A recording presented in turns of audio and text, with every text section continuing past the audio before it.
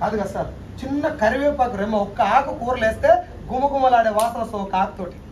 చిన్న మల్లె మొక్క చెట్టు కుడితే అటుపక్కన వచ్చినటువంటి ఏ కులం వాడు వచ్చినా ఏ మతం వాడు వచ్చినా సంబంధం లేకుండా అందరికి సువాసన వస్తుంది మల్లె మొక్క నుంచి.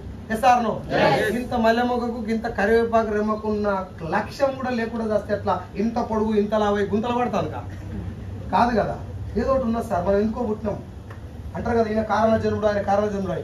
మనిషిగా నువ్వు పుట్టినావంటే 84 లక్షల జీవరాశులల్లా నీ జన్మ కూడా దేనికో కోసం వచ్చిన ఉత్తగా రాలేని. కేసీఆర్ తెలంగాణ తెస్తాను పుట్టొచ్చు, జగన్మోహన్ రెడ్డి సీఎం అవుతాను పుట్టొచ్చు, చంద్రబాబు నాయుడు ఇది ఇప్పుడు చేస్తున్నటువంటి పనులు చేస్తాను పుట్టొచ్చు. నువ్వు కూడా నీ కుటుంబానికి ఏదో చేస్తానికే వచ్చినావు సార్, ఉత్తగా రాలే. అది గుర్తుపడతలేవు నువ్వు అంతే. కారణం తెలకుంటే చచ్చిపోతారు, ఉత్తగానే తిని చచ్చిపోతారు, తింటూరు పండుకుంటూ చచ్చిపోతారు.